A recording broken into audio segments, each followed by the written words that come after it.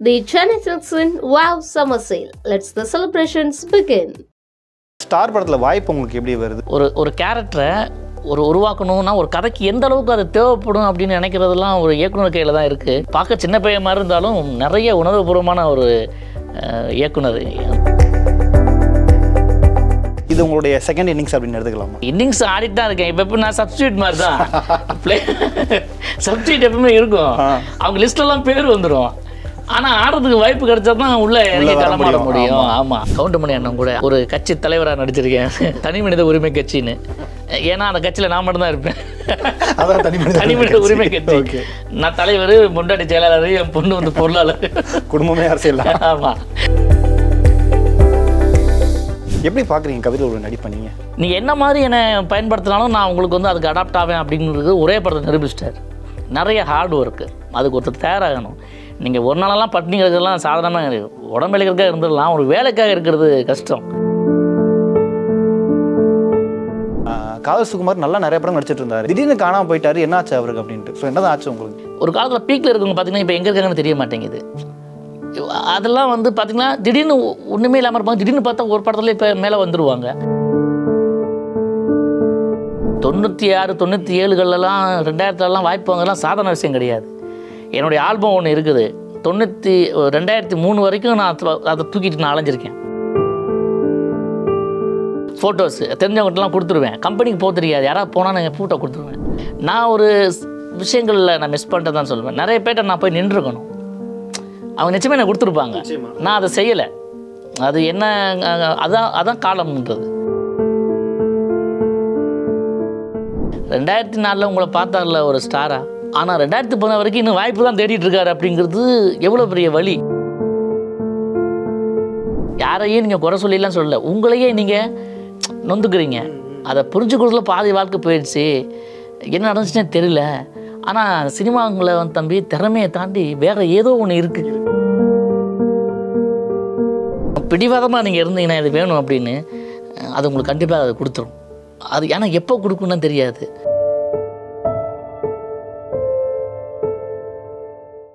One India Tamil Filmibeat நேயர்கள் அனைவருக்கும் வணக்கம். நான் உங்கள் ரஞ்சித் கண்ணன்.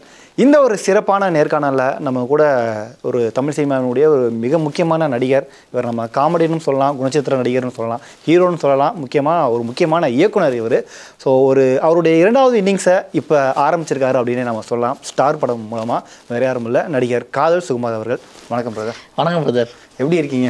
நல்லா இருக்கேன், ஹாப்பியாக இருக்கேன். ஸோ சந்தோஷமாக இருக்குது உங்களை திரும்பவும் ஒரு மிகப்பெரிய படத்தில் ஒரு மிக முக்கியமான ரோலில் 2-3 சீன் தான் வந்துட்டு போயிருப்பீங்க.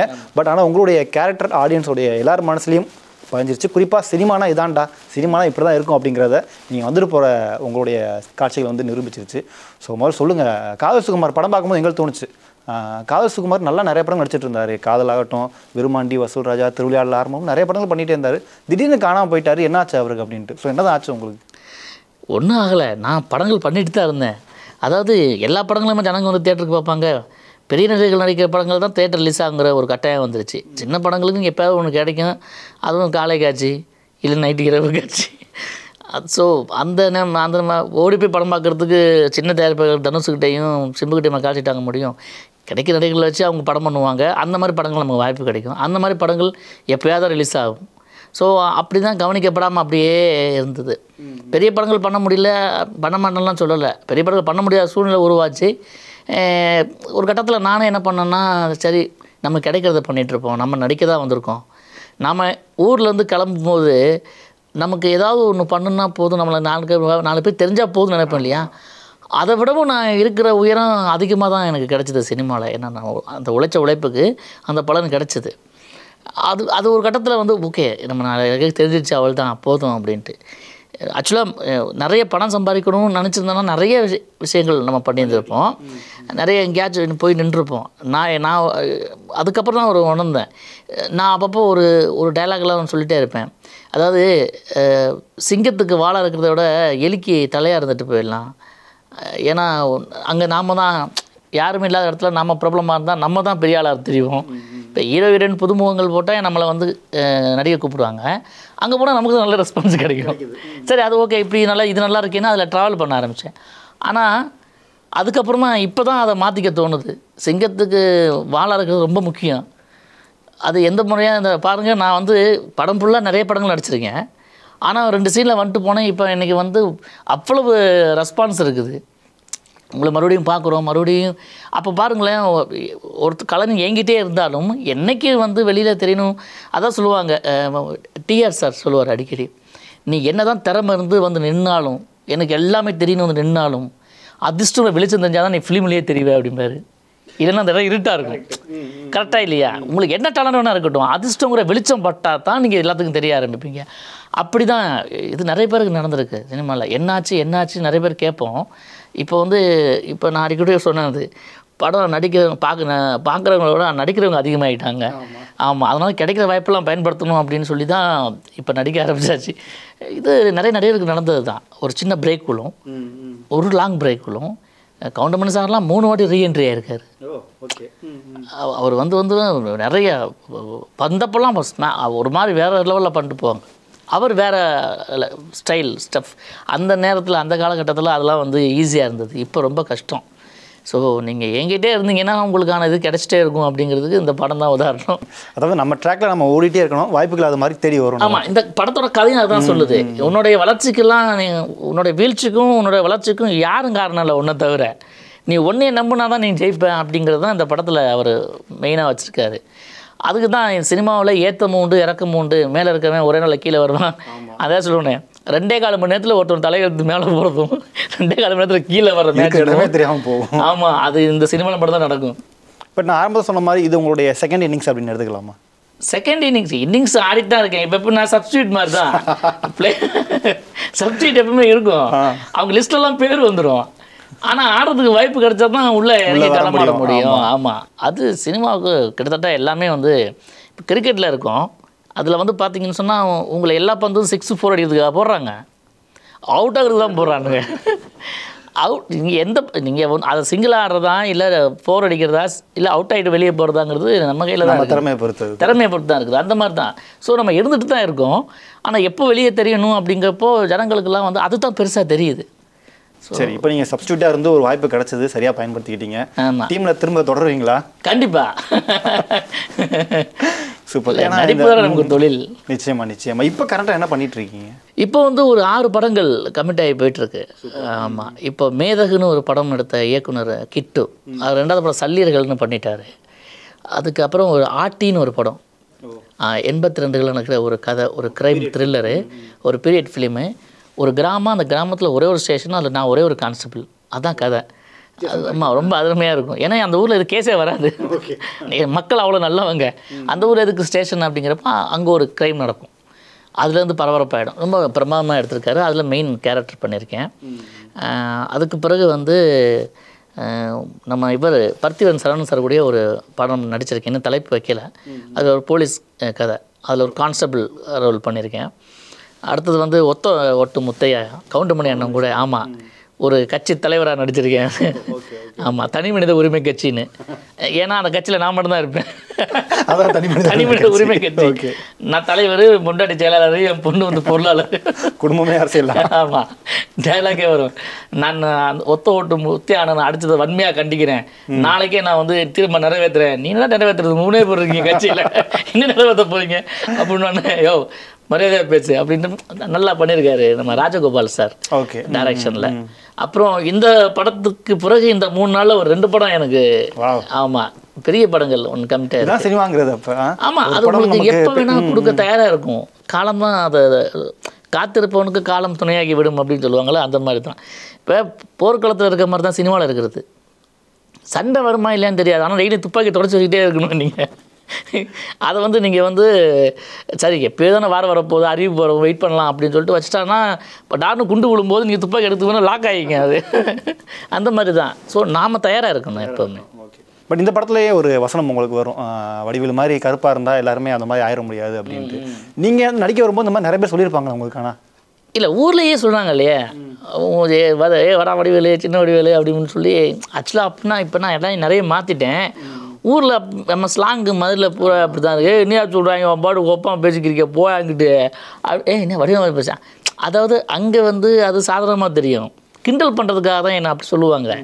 அப்போ நம்ம ஒரு ஒரு உருவத்தில் நம்ம இருக்கோம் அப்படிங்கிறது ப்ளஸ் தானே அப்படின்னு சொல்லிட்டு அந்த மாதிரி லுக் லைக் பண்ணி டான்ஸ் ஆட ஆரம்பித்து மேடைகளில் மிமிக்ரி பண்ண ஆரம்பித்து அப்படியே வாய்ப்பு தேடி சென்னைக்கு ஓடி வந்து அப்படி பண்ணிகிட்டு இருக்கும்போது எல்லாமே பார்த்தவங்க எல்லாமே நீ ரெண்டும் கட்டான் கேரக்டர் மாதிரி இருக்கடா, நீ பெரிய பையனாகவும் இல்லை சின்ன பையனாகவும் இல்லை மியூசியம் மலைக்கில் உனக்கு என்ன தான் கேரக்டர் கொடுக்குதுன்னு தெரியலையே அப்படின்னும் போது தான் சரி நம்மளுடைய இது வந்து அப்பா அம்மா நம்ம கொடுத்த உருவம், இது நம்ம கேட்டு வாங்கிட்டு வந்தது கிடையாது, இயற்கை நம்ம கொடுத்துருக்கிற ஒரு விஷயத்தை நம்ம எப்படி பயன்படுத்திக்கணும் பார்ப்போம் அப்படின்னு சொல்லி தான் சேனல்லலாம் ராஜ் டிவியில் ஊர்வன நிகழ்ச்சி ஒன்று பண்ணேன். நம்மளை எல்லாருக்கும் ஏன்னா சினிமாவில் வந்து நீங்கள் அப்போ சின்ன பையமாக இருப்பேன், சரி அதை பயன்படுத்திக்குமே அப்படின்ட்டு அது ராஜ் டிவியில் போய் நடிக்க ஆரம்பித்து அது மூலமாக நிறைய பட வாய்ப்புகள் வந்தது. ஸோ அப்படி தான் வந்தேன். அப்படி தான் நிறைய பேர் சொல்லுவாங்க என்னைங்க ஒரு கட்டத்தில் வந்து சின்னத்திரை வடிவேலுன்னே சொல்ல ஆரம்பிச்சிட்டாங்க. சின்னத்திரையில் நான் பண்ணுறேன், பெரிய திரையில் அவர் இருக்கார் அப்படின்ட்டு. அப்புறம் வந்து கமல் சார் கூட நடிக்க ஆரம்பிச்சதுக்கப்புறம் தான் சொன்னார், ஒரு சீனை டைலாக் பேசும்போது இன்னொருத்தரோட சாயல் உங்களுக்கு வருது அப்படின்னாரு. என்ன சார் பண்ணுறது, நான் ஸ்டேஜில் அப்படி தான் பண்ணேன், உடம்புலேயே ஊறி போச்சு, ஒன்றும் பண்ண முடியல. நானும் ஒரு நல்ல நடிகன் ஆகணும்னு நீங்கள் ஆசைப்பட்டீங்கன்னா ஒருத்தர் மாதிரி மிமிக்ரி கூட பண்ணி பார்க்கக்கூடாது.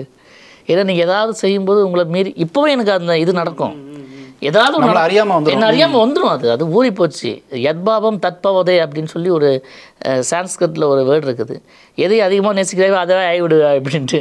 நம்ம என்ன அவரை எனக்கு ரொம்ப பிடிக்கும், ஏன்னா அது மாதிரி பண்ண ஆரம்பிச்சோன்னா என்ன எனக்கு ரொம்ப பிடிக்குதுல்ல எல்லாரும் ஒருத்தர் மாதிரி பண்ணும்போது நம்மளை எல்லாத்துக்கும் பிடிக்கிறதுனால நம்ம அதை அதிகமாக செய்ய ஆரம்பிப்போம். இப்போ குழந்தைகிட்ட வந்து எதை அதை செய்யும்போது நம்ம என்கரேஜ் பண்ணுவோம், அதை திரும்ப அதை செய்யும், அது மாதிரி தான் அது நம்மகிட்ட ஊறி போச்சு.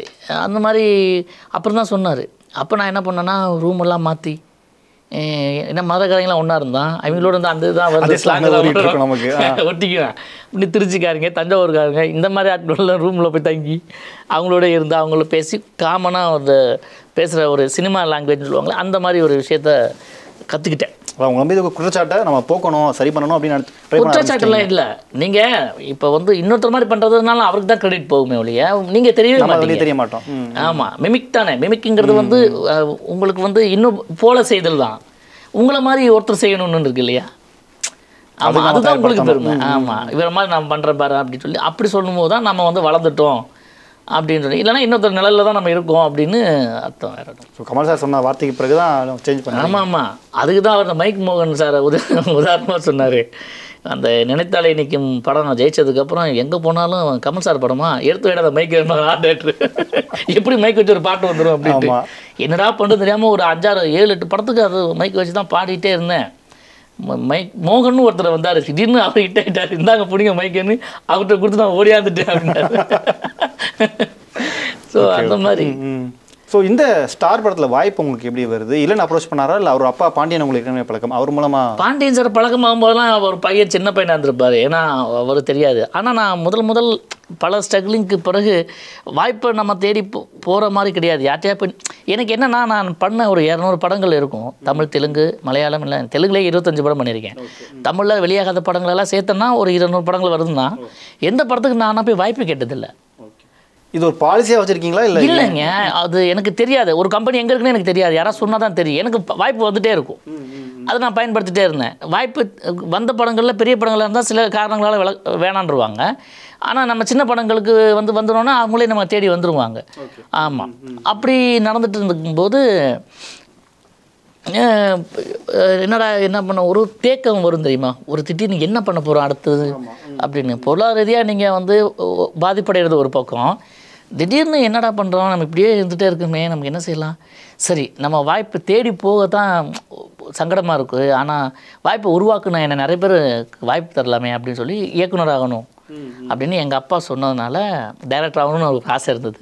எங்கள் அப்பாவோட ஆசைக்காக நான் டைரக்டராக மாறணும் அப்படின்னு சொல்லி முதல் படம் எடுத்தேன், திருக்குறள் அப்படின்னு 2012 ஆரம்பிச்சப்போ ஸ்டில்ஸ் ரவி சார் ரொம்ப பழக்கம் அப்போ எனக்கு. சரி, அவர் தான் ஃபோட்டோகிராஃபராக போகும்போது இவர் இளனுடைய அப்பா வந்து பாண்டியன் சார் அவர் இன்ட்ரடியூஸ் பண்ணுறாரு என்கிட்ட. இவர் நல்லா நடிப்பார், நாளை இயக்குனரில் 2-3 இது பண்ணியிருக்காரு. ஆமாம், நடிச்சிருக்காரு, நான் பார்த்துருக்கேன் சார் அப்படின்னேன். அவருக்கு ஏதாவது கேரக்டர் கொடுங்க. அவரே சொல்லிட்டாரே, சார் ஹீரோயின் அப்பா ஒரு கேரக்டர் இருக்குது சார், அது பண்ணட்டும் சார், நல்லாயிருக்கும் அப்படின்னு. படம் நடந்துகிட்டு இருந்துக்குது. அப்புறம் ஷூட்டிங்லாம் இன்னும் வரல. அப்போது ஒரு 2-3 நாள் நடந்ததுக்கப்புறம் ஒரு பெரிய விஷயத்தினால நின்றுச்சு. ஒரு மலேசியா நண்பர், அவங்க பெரிய ஒரு அமைச்சர் அங்கே, அவருக்கு வந்து வீட்டில் ரைட் ஆனதுனால ஃபினான்ஷியலாக அவர் எனக்கு சப்போர்ட் பண்ண முடியல, படம் ட்ராப் ஆகிடுச்சு. அதுக்கப்புறம் ஐயோ நம்ம நடிகனா நம்ம தெரிஞ்சிட்டோம், ஒரு இயக்குனரை நம்ம தோத்துட்டோமே அப்படின்னு சொல்லிட்டு சரி நம்ம எப்படியாவது நடிக்கணும். அப்போ நிறைய பேர் சொன்னாங்க உனக்கு இதெல்லாம் வேண்டாத வேலை, நீ நடிச்சிட்ருக்கலாம், ஏன் இப்படி பண்ண அப்படி இப்படின்னா, இல்லை எல்லோரும் நீங்கள் சொல்லுவீங்க ஓகே, பட் நமக்கு பிடிச்ச மாதிரி ஒரு வாழ்க்கையை நம்ம வாழணும்ல, இருக்கிறது லைஃபுங்கிறது ஒன் டைம் கிஃப்ட்டு தான், அப்போ நீங்கள் பிடிச்ச மாதிரி வாழ்ந்துட்டு போக வேண்டியதானே அப்படின்னு தான் நான் இதெல்லாம் செஞ்சேன் அப்படின்னு சொல்லிட்டு அதில் பல பொருளாதார நெருக்கடியெல்லாம் உருவாயிடுச்சு, கையில் அந்த காசும் செலவாயிடுச்சு. திரும்பி மதுரையிலேருந்து எப்படி இருந்தாலும் அதே மாதிரி போயிட்டேன் பின்னாடி, என்னடா பண்ணுறது அப்படின்னு சொல்லி எப்படியாவது விடவே கூடாதுன்னு அடுத்தடுத்த 2 படங்கள் பண்ணது தான் திருட்டு விசிடி என் சும்மாவே ஆடுவோம். டைரெக்டாக நம்ம தெரிஞ்சிடணும் அப்படிங்கிறதுக்காக அதை பண்ணினேன். ஸோ அதுக்கு பிறகு வந்து பார்த்திங்கன்னா ரொம்ப நாள் கழிச்சு நான் ராஜ் டிவியில் இந்த படத்தோடைய இது வாய்ப்பு எப்படி வந்துச்சு நீங்கள் கேட்டிங்க இல்லையா, ராஜ் டிவியில் ஊரம்புன்னு நிகழ்ச்சி பண்ணிகிட்டு இருக்கும்போது எனக்கு வேலை கேட்டு அப்போது ஒரு ரெஸ்டாரண்ட் வராரு ஒருத்தர், தஞ்சாவூர் பக்கத்தில் வந்து கும்பகோணம் தஞ்சாவூர், பேர் என்னென்னா மார்ட்டின் அப்படியா, என்ன வேலை கொடுத்தாலும் செய்வேன், எனக்கு என்ன என்கிட்ட வேலை இருக்குது, சரி நான் நடிக்க போகும்போது கூட ஹெல்ப்பாக இருங்க டச்சப்பு அப்படின்னு என் வீட்டிலே தங்கி எங்கள் ரூம்லேயே தங்கி எனக்கு வந்து ஒர்க் பண்ணாப்புல. ஒரு நாள் ஏதோ மெசேஜ் வந்துச்சு, நான் மேக்கப் போட்டுட்டு இருக்கும்போது இது என்னென்னு படிங்க அப்படின்னு சொல்லி அவர்கிட்ட கொடுத்தேன். கடற்கடன் படிச்சுட்டு உடனே சொன்னாப்புல என்ன படிச்சிருக்கீங்க அப்படின்னு கேட்டேன். BA sir. என்னது பிஏவா? என்ன பிஏ படிச்சுட்டு டச்சப் வந்து வேலை பார்த்துட்டு இருக்கேன். யோ முதல்ல ஒழுங்கா இது கிட்டத்தட்ட 6 மாதமே இங்கே ஒர்க் பண்ணிட்டு இருக்காங்க. இந்த மாதிரிலாம் நீ எனக்கு கில்ட்டி ஆயிடுச்சு. நல்லா படித்தவரை போய் நம்ம வந்து இப்போ வந்து படித்தவங்க எந்த வேலையும் பார்க்கலாம், நிறைய பேர் டாக்ஸிலாம் ஓட்டுறாங்க பாவம், அந்த மாதிரிலாம் ஆயிடுச்சு. இனிமேல் எந்த ஒரு மனுஷனுக்கு இப்போ ஒரு வேலை இல்லை பல வேலை தெரிஞ்சு வச்சுக்கணும், அந்த மாதிரி காலகட்டம் இப்போது. அப்போ வந்து நான் என்ன சொன்னேன், நீங்கள் இல்லைங்க யார்ட்டையாவது போய் ஒர்க் பண்ணுங்க, உங்கள் படிப்புக்கு ஏற்ற மாதிரி வேலையை பாருங்கள், நடிகராகணும் ஆசையான்னு கேட்டேன். இல்லைன்னா சினிமாவில் இருக்கணும், எங்கேயாவது ஏதாவது ஒன்று பண்ணணும், ப்ரொடக்ஷன் அது இதுன்னு, அப்போ ஏதாவது ஒரு வேலையை பாருங்கள் அப்படிங்கும்போது அவர் போய் டூயட் மூவிஸில் சேர்ந்து கேஷியராக வந்து ஒர்க் பண்ணி, கணக்கு ஒழுங்கு பார்க்க தெரியல, கேஷியராக ஒர்க் பண்ணி அதுக்கு பிறகு மெதுமெதுவாக 3-4 படத்துலேயே ப்ரொடக்ஷன் மேனேஜராக மாறிட்டார். ஓகே. அவர் ப்ரொடக்ஷன் மேனேஜர் ஒர்க் பண்ண படம் தான் பிஆர் பிரேம காதல். ஓகே. அது கொரோனா காலகட்டத்தில் இந்த படம் டிஸ்கஷன் போயிட்டு இருக்குது. அதுக்கு முன்னால் வந்து இவர் நடிக்கிறதா இருந்தது இந்த படத்துக்கு. அப்போ என்னை கூப்பிடும்போது அந்த ஸ்டில்ஸ்லாம் காமிச்சார். அப்போ அண்ணே நான் மார்ட்டின் பேசுகிறேன், சொல்கிறா எப்படி இருக்கேன் ரொம்ப நாளாச்சு, அண்ணே நீங்கள் நான் ஆஃபீஸ் வாங்கண்ணே அப்படின்னு சொன்னால் நான் ஆஃபீஸ் போனோடனே டேரக்டர் பார்த்துட்டோன்னே ஒரு கேரக்டர் ஒன்று இருக்குது நீங்கள் பண்ணுவீங்களா, கொஞ்சம் பர்சனல் லைஃபோட இன்டென்ஷனாக தான் இருக்கும், அது என்னென்னா ஒரு ஹீரோவுக்கு ஒரு மெசேஜ் சொல்கிற மாதிரி, நீ நினைக்கிற மாதிரி சினிமா கிடையாது, இது ஒருத்தரோட கோபத்தில் ஏற்று வைக்கும் இதுவும் பண்ணுவோம். அப்போ நான் ஒன்று கேட்டேன், அப்படின்னா ஏன் லைஃப்னா இப்போ நான் ஒன்றுமே இல்லாமல் இருக்கேனே அதை வந்து அங்கே சொல்லணுன்னு இருக்கீங்களா அப்படின்னு கேட்டேன். அதெல்லாம் ரிலேட் பண்ணாது. ஒரு காலத்தில் பீக்கில் இருக்கவங்க பார்த்திங்கன்னா இப்போ எங்கே இருக்காங்கன்னு தெரிய மாட்டேங்குது. அதெல்லாம் வந்து பார்த்திங்கன்னா திடீர்னு ஒன்றுமே இல்லாமல் இருப்பாங்க, திடீர்னு பார்த்தா ஒரு படத்தில் இப்போ மேலே வந்துடுவாங்க, அந்த மாதிரிலாம் நடக்கும் இல்லையா. அந்த மேட்சுக்கு வந்து சினிமா நிகழ்த்துன்னு ஆடியன்ஸுக்கு கன்வே பண்ணுற மாதிரி ஹீரோக்கும் சொல்லணும், அதுக்கு நீங்கள் போனால் நல்லா இருக்கணும் மார்ட்டின் சொன்னாப்புல. அப்படியே மார்ட்டின் தான் சொல்லி சொன்னாப்புல. மார்ட்டின் தான் உங்களுக்கு வந்து அசிஸ்டண்டாக நடிக்க போகிறாப்புல. அதில் நீங்கள் நடிகராக வருவீங்க ஃபர்ஸ்ட் ஹாஃபில், செகண்ட் ஹாஃபில் அப்டேட் ட்ரான்ஸ்ஃபார்மேஷன், உங்களுக்கு அடையாளமே தெரியாது அப்படின்னு சொன்னோன்னே ரைட் ஓகே இதில் ஏதோ ஒரு மெனக்கடல் இருக்குது அப்படின்னு சொல்லிட்டு நான் சாதாரணமாக ஒத்துக்கிட்டேன். ஆனால் படம் ஸ்டார்ட் ஆகும்போது அதுக்கப்புறம் 2 வருஷம் கேப் வருது. நான் அதை மறந்தே போயிட்டேன். திடீர்னு பார்த்தா ஃபோன் பண்ணி இந்த மாதிரி அண்ணே உங்களை கேட்பாங்க நீங்கள் நடிச்சிருங்க, நான் இப்போ இந்த கம்பெனியில் வெளியே வந்துட்டேன் அப்படின்னார் மார்ட்டின். எனக்கு ஒரு மாதிரி சங்கடமாயிடுச்சு. சரி ஓகே பரவாயில்ல அப்படின்னு சொல்லிட்டு நான் போய் அந்த நடிகை வர அந்த கேரவேனில் படம் விட்டு வெளியில் வரும்போது எல்லாம் கையெழுத்து வாங்குறது. காதல் படத்தோட கெட்டப் தானே அது உங்களுக்கு? ஆமாம், காதல் படத்தில் நமக்கு என்ன நிகழ்ந்ததோ அந்த டைமில் அதே மாதிரியே இருந்தார்.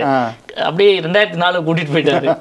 அதுக்கு பிறகு என்ன சொல்லிட்டாங்கன்னா, சார் அவ்வளோதான் சார் ஷூட்டிங் உங்களுக்கு முடிஞ்சு, இன்னொரு உங்களுக்கு தாடி எப்படி வரும்? தாடி வரும் சார், திடீர்னு வேறு படத்தை வந்துச்சுன்னா கெட்டப் மாற்றணும்னா நான் எடுத்துடுவேன் அப்படின்னா. இல்லை சார் நீங்கள் எவ்வளோ நாளில் வரும் சார்? எப்படியும் 2-3-4 மாதம் ஆகும் சார், நான் அந்த தாடிலாம் வளர்த்து பார்த்தெல்லாம் கிடையாது சார். இல்லை சார் நீங்கள் கொஞ்சம் ட்ரை பண்ணி எப்படியாவது சார் நீங்கள் சொல்கிறத பார்த்தா 6-7 மாதமாவது எனக்கு ஆகும் தாடி வளர்கிறதுக்கு. ஒட்டிடுவோம் நம்ம தாடி ஒட்டிடலாம் தான் சினிமா டெக்னாலஜி. இல்லை சார் தாடி வளர்க்கணும் சும்மா போங்க சார் நீங்கள் அப்படின்னு சொல்லிட்டு நான் சரி ஓகே சார் நான் ட்ரை பண்ணுறேன் அப்படின்னு வந்துட்டேன். வந்த 3ஆவது நாள்லேருந்து போன் சார் நீங்கள் எதுவும் சேவ் பண்ணல அப்படின்னு டெய்லி பண்ணுறேன். ஆமாம், ஒரு வாரம் கழிச்சு ஃபாலோ பண்ணுறது. சார் இப்போ ப்ரெசென்ட்டில் லுக்கப் இருக்குன்னு கூட அனுப்புங்க, செல்ஃபி எடுத்து அனுப்புறது, லவ் டார்ச்சரு. டெய்லி ஒரு காதலி ஃபோன் பண்ணி எங்கே இருக்கீங்க என்ன பண்ணுறீங்க அந்த மாதிரி விடாமல் 6 மாதம் ஃபோன் பண்ணாங்க சார். வாரம் ஃபோன் பண்ணி நான் அனுப்பி பார்த்தேன். சார் உங்களுக்கு வந்து முடி கருக்காதா சார் அப்படின்னாரு. சார் ஒன்று நான் வயசாகுது சார், 40-42 வயசாகுது, நான் வந்து முடி கருக்கும். எங்கள் அப்பாவுக்கு 60-70 வயசு தான் கருத்துச்சு. அது வந்து ஜீனில் டிஎன்ஏலே வருது சார் அப்படின்னு. சார் ஓகே சார் உங்களுக்கு இன்னும் ஒரு நாங்கள் சொல்கிறோம் சார் உங்களுக்கு 1 மாதத்தில் வரும் அப்படி. சார் உங்களால் நான் ஏகப்பட்ட பணம் விட்டுட்டேன், எனக்கு வந்து இந்த தாடியை பார்த்தோன்னே அந்த கிட்ட போய் செட் ஆக மாட்டேன்றாரு, அப்படின்னா என்ன கூப்பிட மாட்டேன்றாங்க, என்ன விளையாடிட்டுருக்கீங்க அப்படின்னு. சார் ஒரு நிமிஷம் இருங்க சார், நான் சார்ட்டை பேசிட்டு வரேன் அப்படின்னு சொல்லிட்டு. சார் உங்கள் அக்கௌண்ட்டில் அமௌண்ட் வந்துருக்கா பாருங்க அப்படின்னு. தாடி நான் எடுக்காமல் இருக்குது 30,000 எக்ஸ்ட்ரா போகிறேன் இப்படி லாக் பண்ணிட்டாங்க. அப்போ நான் யோசிச்சேன் எவ்வளோ டெடிகேஷனாக இருக்காரு அந்த டைரக்டர், ஒரு கேரக்டர் வேணும் அப்படிங்கல. அப்புறம் அவங்க பார்த்தோன்னா அவங்க ஒரு ஓகே அப்படின்னு போயிட்டு அந்த செகண்ட் ஹாஃபில் போனோம். நைட் ஷூட் நடந்துச்சு. அந்த ஐஸ் வண்டி தள்ளிட்டு போகிற மாதிரி வைக்கிற மாதிரி ரொம்ப உண்மையிலே சொல்கிறேன். ஒரு கேரக்டரை உருவாக்கணும்னா ஒரு கதைக்கு எந்த அளவுக்கு அது தேவைப்படும் அப்படின்னு நினைக்கிறதெல்லாம் ஒரு இயக்குனர் கையில் தான் இருக்குது. பார்க்க சின்ன பையன் மாதிரி இருந்தாலும் நிறைய உணர்வுபூர்வமான ஒரு இயக்குனர் இளன். ஏன்னா அவர் நடிச்சிருந்தாருன்னா விக் வச்சே போயிருக்கலாம். அதுக்காக 6 மாதம் மெனக்கிட்டாங்க. என்ன காரணம் அப்படின்னா அதுக்கு படம் பார்க்கும்போது தான் தெரிஞ்சு நவீனுக்கு வந்து ஒரு 4-5 டிரான்ஸ்ஃபார்மேஷன் இருக்கும். ஸ்கூல் படிக்கும்போது ஒல்லியாக இருப்பார், காலேஜ் படிக்கும்போது கொஞ்சமாக இதுவாக இருப்பார், அதுக்கப்புறம் விரக்தி ஆனதுக்கப்புறம் தொப்பையெல்லாம் இருக்கும். அவ்வளோ காலப்போக்கில் நிறைய மெனக்கெட்டுருக்காங்க. அப்படி தான் என் கேரக்டரும் வரும்னு நினச்சிருக்காங்க. ஆமாம், அதுக்கு தான் இப்போ எல்லாருமே அதை பேசுறதுக்கான காரணம். சூப்பர். இந்த படத்தில் இன்னொருத்தரை பற்றி நம்ம பேசி ஆகணும், கவின் அவர்கள். ஏன்னா அந்த படத்தினுடைய மிகப்பெரிய ப்ளஸ்ஸாக அவருடைய நடிப்பு தான் பார்க்கப்படுது. எப்படி பார்க்குறீங்க கவின் ஒரு நடிப்பை நீங்கள்? இல்லை, கவின் வந்து உண்மையாக சொன்னால் ஒரு படத்துலையே இத்தனை வேரியேஷன் காட்டணும் அப்படிங்கிற ஒரு வாய்ப்பெல்லாம் ரொம்ப அபூர்வமாக தான் சில பேருக்கு கிடைக்கும். அந்த கலையை ரொம்ப நேசிக்கிற ஒரு உணர்வுபூர்வமாக இருக்கிற, ஏன்னா அந்த கதை, அந்த களம், அந்த கதை என்னென்னா எந்த திரையுமே இல்லாத, எந்த பின்னணியும் இல்லாத, அதாவது சினிமா பின்னணியும் இல்லாத ஒரு நடுத்தர குடும்பத்தை சார்ந்த ஒருத்தர். எந்த அளவுக்குன்னா அவங்க வீட்டில் பிரியாணி சாப்பிட்டுட்டு இருக்கும்போது பசங்களுக்கு வாங்கிட்டு போகலாங்க, கொஞ்சம் பிரியாணி கேளுங்க என்ற அளவுக்கு அது வந்தோன்னா வீட்டில் சாப்பிடுவாங்க. நிரந்தரமாக ஒரு வருமானமே இல்லாத ஒரு குடும்பத்தில் பிறந்த ஒருத்தனுக்கு ஒரு ஆசை வந்துருச்சுங்க. ஆனால் சினிமா பற்றி எதுவும் தெரியாது, சினிமாவில் யாரையும் தெரியாது. அப்படிங்கிறப்போ அவனுடைய லைஃப் எப்படி இருக்கும் அப்படிங்கிறது தான் இப்போ ஈஸியாக அந்த பிளாட்ஃபார்ம் தெரியுது. நிறைய பேர் இப்போ விமர்சனம் பண்ணும்போது என்ன சொல்கிறாங்கன்னா, ஏங்க இதெல்லாம் அப்படி போனால் அப்படி வந்துடுது இப்போ எல்லாமேன்னு சொல்கிறாங்க. 96-97களெல்லாம் 2000 வாய்ப்பு வாங்கலாம் சாதாரண விஷயம் கிடையாது. என்னுடைய ஆல்பம் ஒன்று இருக்குது, 2003 வரைக்கும் நான் அதை தூக்கிட்டு நான் அலைஞ்சிருக்கேன். ஃபோட்டோஸ் தெரிஞ்சவங்கள்ட்டலாம் கொடுத்துருவேன். கம்பெனிக்கு போக தெரியாது, யாராவது போனால் நான் ஃபோட்டோ கொடுத்துருவேன். அது கேட்பாங்க, பின்னால் ஃபோட்டோ எழுதி நம்ம இருக்கேன், என்ன நடிச்சிருக்கோம், என்ன கேரக்டர் பண்ணியிருக்கோம், அப்புறம் பின்னால் போட்டு ஒரு நம்பர் எடுக்கணும். பிபி நம்பர் தான் கொடுப்போம், ஃபோன்லாம் இருக்காது, பிபி நம்பர் தான் கொடுக்கணும். அதை மளிகை கடை கொடுத்து வச்சுப்போம், அவர் போனால் தான் நம்மளை பொறுப்பாக கூப்பிடுவார். அந்த மாதிரிலாம் இருந்த காலகட்டம் அது. அப்போ உள்ள சூழல் தான் அப்படியே ட்ராவல் பண்ணி 2016 வரைக்கும் வர மாதிரி எடுத்துருக்காரு டைரக்டர். ஸோ அந்த மாதிரி நடந்தது. அந்த டெடிக்கேஷன், கமல் சாருலாம் லெஜண்ட், அவங்கெல்லாம் ஒப்பிடே கிடையாது. ஏன்னா அவங்க கம்பேரிசனே இல்லாத இடத்துக்கு போயிட்டாங்க. கமல் சார் சூப்பர் ஸ்டார்லாம், அவங்களாம் இப்போ இருக்கவங்களோட ஒப்பிடவே முடியாது. அதுக்கு பிறகு நான் ரொம்ப ரசித்தது வந்து பார்த்திங்கன்னா தனுஷ் எப்படின்னா வந்து ரெடி ஆனார். ஸ்கூலுக்கு போனவரை தரத்தரன்னு கையை பிடிச்சி இழுத்துட்டு வந்து வாங்க நடிங்கன்னு சொல்லிட்டு கட்டாயப்படுத்தி நடிக்க வச்சாங்க. நான் வந்ததுக்கப்புறம் ரெடி ஆகிட்டார். அப்போ தான் உள்ள அற்புதமான கலைஞர் இருக்கான்னு தெரிஞ்சுது. கவின் இதுக்கு முன்னால் எப்படின்னு தெரியாது, 2-3 படங்கள் நான் பார்த்துருக்கேன். டாடாவில் ஒரு சூப்பராக நான் ஒரு ரோல் பண்ணேன். ஆனால் இந்த படம் வந்து நீங்கள் என்ன மாதிரி என்னை பயன்படுத்தினாலும் நான் உங்களுக்கு வந்து அதுக்கு அடாப்ட் ஆவேன் அப்படிங்கிறது ஒரே படத்தை நிரூபிச்சிட்டார். நிறைய ஹார்ட் ஒர்க்கு, அதுக்கு ஒருத்தர் தயாராகணும். நீங்கள் ஒரு நாளெல்லாம் பட்டினி இருக்கிறதுலாம் சாதாரணமாக உடம்புக்காக இருந்துடலாம், ஒரு வேலைக்காக இருக்கிறது கஷ்டம். அந்த மாதிரி நிறைய தன்னை வர்த்திருக்காரு. முயற்சி தன் மெய் வர்த்த கூலி தரும்ன்ற மாதிரி அவருக்கு கூலி கொடுத்துருச்சு. ஆமாம், ஸ்டார் அப்படிங்கிற பேருக்கு தகுந்த மாதிரி ஸ்டார். இப்போ நான் காதல் சுமார் எனக்கு இருக்க மாதிரி இப்போ என்னென்னா உங்களை ஸ்டார் சுமார் இனிமேல் கூப்பிட போகிறாங்க பாருங்கள் அப்படின்னாங்க. அது மாதிரி ஸ்டார் கவின் அப்படின்ற மாதிரி ஒரு வந்துருச்சு. பட் உங்கள்கிட்ட கேட்டாங்களா யாராவது இந்த சீன்ஸ்லாம் பார்த்துட்டு இது கிட்டத்தட்ட உங்களோட நிஜ வாழ்க்கையா இது அப்படின்ற மாதிரி? அதுக்கு நீங்கள் தானே காரணம். நீங்கள் என்னை அழைச்சி ஒரு இன்டர்வியூ எடுத்தப்போ அது வேறு, அதாவது அதில் என்னை தாண்டி நான் சில விஷயங்கள் நான் பேசிடுவேன், நிஜத்தை தாண்டி, அதாவது திரை உலக வாழ்க்கையை தாண்டி என்னுடைய பர்சனலான பக்கத்துங்களை பேசின விஷயம் அது வந்து ரொம்ப நாள் ஆயிடுச்சு. பட் அதுக்கு பிறகு இந்த படம் வரும்போது அது ரெண்டுமே ரிலேட்டட் ஆகிடுச்சு. ஓகே, ஜனங்க எல்லாரும் என்ன பண்ணுறாங்கன்னா அதை பண்ணி இப்போ ஒருத்தர் சொன்னால் கவினும் இளனும் சேர்ந்து உங்களுக்காக ஒரு படம் எடுத்த மாதிரி இருக்கு. எனக்கு இதெல்லாம் ரொம்ப ஓவருங்க, அப்படிலாம் கிடையாது. அந்த படம் சினிமா சம்மந்தப்பட்ட ஒரு கதை. அந்த சினிமாவில் ஒரு கேரக்டர் வருது. அந்த கேரக்டர் இவரை வச்சு படம் நல்லா இருக்குன்னு எனக்கிட்ட இருந்த நண்பர் சொல்கிறாரு மார்ட்டின். டேரக்டர் கூப்பிட்றாரு, இவர் கரெக்டாக இருப்பான்றாரு. அந்த படம் முடிஞ்சு போச்சு, அவ்வளோதான். ஆனால் படம் எடுக்கும்போது அந்த டைலாக்லாம் தேவையான்னு தான் கேட்டேன்.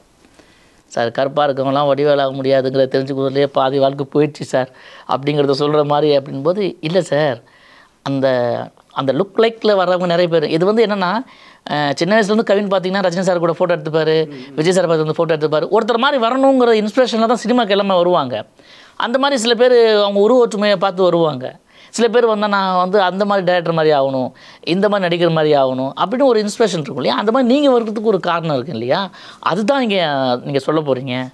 எது தப்பாக எதுவும் சொல்கிறது இல்லையே, யாரையும் நீங்கள் குறை சொல்லிலாம் சொல்லலை, உங்களையே நீங்கள் நொந்துக்கிறீங்க. அதை புரிஞ்சுக்கிறதுல பாதி வாழ்க்கை போயிடுச்சு, என்ன நடந்துச்சுன்னே தெரியல. ஆனால் சினிமாங்களை வந்து தம்பி திறமையை தாண்டி வேறு ஏதோ ஒன்று இருக்குது அப்படின்ட்டு கருப்பாக இருக்கேன்ல அதனால எல்லாம் சொல்லுவாங்க நீ பெரியலாக அப்படின்ட்டு. இந்த மாதிரியெல்லாம் வந்துச்சு. நான் முதல்ல அந்த ஸ்கிரிப்டை 2 நாளைக்கு முன்னாலே எனக்கு அனுப்பிச்சார். சார் இந்த டைலாக் மட்டும் வேண்டாம், நம்ம பேச வேண்டாமே அப்படின்னா. ஏன்னா சில விஷயங்கள் நான் தவிர்க்கிறது நல்லது சார், உடலுக்கும் மனதுக்கும் ஆரோக்கியம் சார் அப்படின்னு. அவர் சொன்னார், இல்லை இந்த கேரக்டருக்கு அப்புறம் இந்த கேரக்டர் என்னாச்சுன்னா 2004 உங்களை பார்த்தார்ல ஒரு ஸ்டாரா, ஆனால் 2010 வரைக்கும் இன்னும் வாய்ப்பு தான் தேடிட்டு இருக்காரு அப்படிங்கிறது எவ்வளோ பெரிய வழி. அப்போ அவனுக்கு ஒரு விஷயத்தை நீங்கள் புரிய வைக்கிறீங்க அந்த இடத்துல. சினிமாங்கிறது நீ நினைக்கிற மாதிரி கிடையாது. எவ்வளோ டேலண்ட் இருக்கும்னாலும் ஒருத்தனை வந்து மேலே கொண்டே வச்சிடும், இல்லைன்னா தூக்கி போட்டு மீச்சிக்கும், ஒன்றுமே தகுதி இல்லாத பெரிய ஆள் ஆகும் அப்படிங்கிறதெல்லாம் நீங்கள் அந்த டைலாக்குள்ளே வரணும் சார், அதுக்கு இதுதான் பொருத்தமாக இருக்கும் அப்படின்னு சொன்னார். ஸோ நானும் நடிக்கும்போதும் அந்த முதல் பாதி நடிக்கும்போது நான் வந்து ஒரு நடிகராக நடிச்சிட்டேன். எது அந்த கேரவேனில் உட்காந்து டைலாக் பேசுகிறது, இந்த இடத்துக்கு வரதுக்கு 5 வருஷம் கஷ்டப்பட்டுருக்கேன் தம்பி, சும்மா இல்லை, எவ்வளவோ கஷ்டப்பட்டிருக்கேன். என்ன சினிமாவில் ஜெயிக்கலாம், திறமை இருந்தால் போதும், கொஞ்சம் லேட்டாகும் அப்படிமே. அந்த விஷயத்த இங்கே திரும்பவும் கன்வே பண்ணும்போது நான் சுகுமாராகவே நடிச்சிட்டேன். அது வந்து இப்போ சில டைலாக்லாம் நமக்கு பர்சனலாக இப்போ ஒன்றும் கிடையாதுங்க. நிறைய பேர் எப்படின்னு தெரியாது எனக்கு. நீங்கள் இயல்பாக நீங்கள் அழுங்கன்னு போது அழுக வராது. அந்த இடத்துல என்னோடய சகோதரி இறந்ததை நான் நினச்சி பார்ப்போம், உடனே கண்ணில் தண்ணி வந்துடும். அப்படி தான் ரிலேட் பண்ணிக்கும்.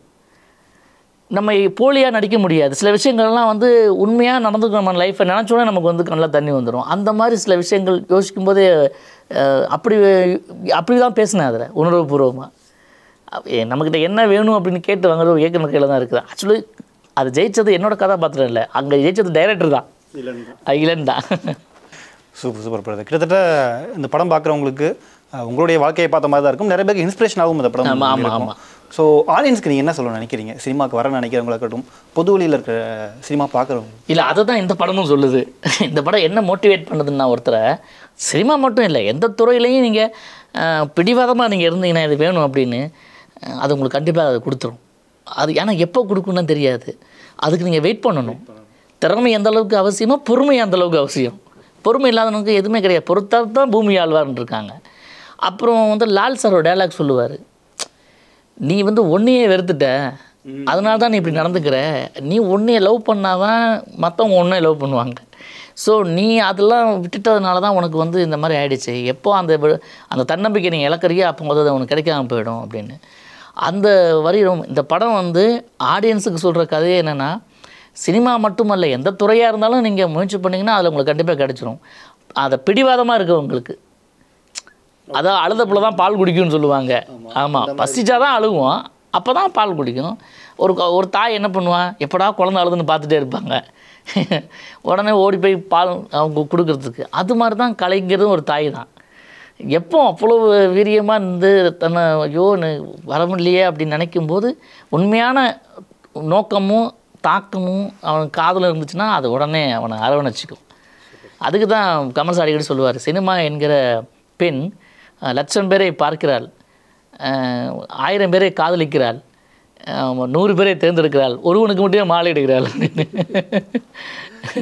ஸோ படம் ஹிட் ஆன பிறகு யார் யார் உங்களுக்கு வாழ்த்து சொன்னாங்க? குறிப்பாக மறக்க முடியாத ஒரு விஷயம்னா யார்? பெரிய நடிகர்கள் யார்? படம் பார்த்த எல்லாருமே நான் பாராட்டினாங்க. என்னோட முதல் படம் காதல் ஜாதி. காலையில் அந்த படம் பார்த்த அடுத்த நாள் உடனே எனக்கு நைட்டே மெசேஜ் போட்டவர் வந்து உதயா அண்ணன், ஏஎல் உதயா அண்ணன். அவர் கூட தான் நான் அந்த முதல் படம் காதல் ஜாதி படத்தில் அறிமுகமானேன். அதுக்கப்புறம் 2வது படம் கலகலப்பு, அந்த படம் வரல, கலகலப்பு ரிலீஸ் ஆச்சு. அதுலேயும் அவர் கூட தான். அதான் சொன்னார், அப்போ உன்னை பார்த்துலேருந்து இப்போயும் நான் பார்த்துட்ருக்கேன், இவ்வளோ டேலண்டான நீ ஏன் இவ்வளோ நாளாக வந்து மறுபடியும் உனக்கு ஏன் சரியான இது கிடைக்கல அப்படின்னு சொன்னால், நான் தான் சொன்னேன், அண்ணே ஒரு சீன் நடித்தாலும் படம் ஓடணும், 14 ரீல் நடித்தாலும் படம் ஓடணும், ஓடுற படத்தில் இருக்கிறது ரொம்ப முக்கியம்னே, அது நமக்கு இப்போ தான் தெரியுது அப்படின்னு சொன்னேன். நான் ஒரு விஷயங்களில் நான் மிஸ் பண்ணிட்டு தான் சொல்லுவேன். நிறைய பேர்ட்ட நான் போய் நின்றுருக்கணும், அவங்க நிச்சயமாக எனக்கு கொடுத்துருப்பாங்க, நான் அதை செய்யலை. அது என்ன, அதான் காலம்ன்றது. இப்போ நடந்ததுக்கெலாம் நம்ம வந்து வருந்திக்கிட்டுலாம் இருக்க முடியாது. அடுத்து என்ன பார்க்கணுன்னு இருக்கு இல்லையா? படம் பார்த்த எல்லாருமே, என்னோடய நெருங்கிய நண்பர்கள் எல்லாருமே வந்து நீ கம் பேக், நீ வந்துட்ட, திரும்பவும் உங்களை பார்த்துட்டோம், ஸ்க்ரீனில் பார்த்துட்டோம். நாங்கள் ஸ்க்ரீன் ப்ரெசன்டேஷன் நம்ம பண்ணிகிட்டே இருந்தால் கூட அது எங்கே வந்து வெற்றி பெறுதோ அதுக்கு தான் ஒரு விஷயம் ஒன்று, நான் என்ன ஒரு கோட் ஒன்று இருக்குது, என்னென்னா நாம் எவ்வளோ கஷ்டப்பட்டோங்கிறதையே ஜெயிச்சதுக்கப்புறம் தான் காது குத்து கேட்பாங்க. அதுக்கப்புறம் நீங்கள் அதுக்கு முன்னாடி ஏதாவது சொன்ன வச்சு போடா சும்மா தேவையில்லாம் அப்படின்ட்டு நீங்கள் ஜெயிச்சுட்டு வச்சிங்களேன், அது எப்படி அந்த இடத்துல அப்படி விழுந்தீங்க? நீங்கள் நான் தடிக்க தான் விழுந்துருப்பேன். அது வந்து பார்த்தீங்கன்னா அப்போ நான் சொல்லுவேன், அது வந்து பார்த்தீங்கன்னா பிளான் பண்ணேன் சார், இந்த இடத்துல தடுக்கணும்னு நான் பிளான் பண்ணிட்டேன், விழுந்தது எனக்கு தான் தெரியும், நான் படிச்சு தான் வந்துட்டேன். இதுதான் உண்மை. ஜெயிச்சதுக்கப்புறம் எல்லாத்துக்குமே பேசுவாங்க, ஒன்று விடாமல் பேசுவாங்க. எதெல்லாம் வந்து நம்ம கவனிச்சே இருக்க மாட்டோம். நம்ம அந்த கை இப்படி போச்சா சார் அப்படின்னாங்க, அது தெரியாமல் பண்ணது இல்லையா? ஆனால் நான் அங்கே சொல்லுவேன், அது பிளான் பண்ணேன் சார். அதான் சொல்லுவாங்க, நீ வந்து குறி வைக்கிறியே இல்லையா, அட்டி விழுந்துருச்சுன்னா அதுக்கு தான் குறி வச்சேன்னு சொல்லு, இல்லையா ட்ரை பண்ண சார் தெரியுமா உங்களுக்கு அப்படின்னு போயிட்டு அவ்வளோதான். தொடர்ந்து அடுத்தடுத்து நிறைய படங்கள் பண்ணணும்னு எங்கள் டீம் சார்பாக வாழ்த்துக்கள். ரொம்ப நன்றி. The Chennai Silks win Wow Summer Sale. Let's the celebrations begin.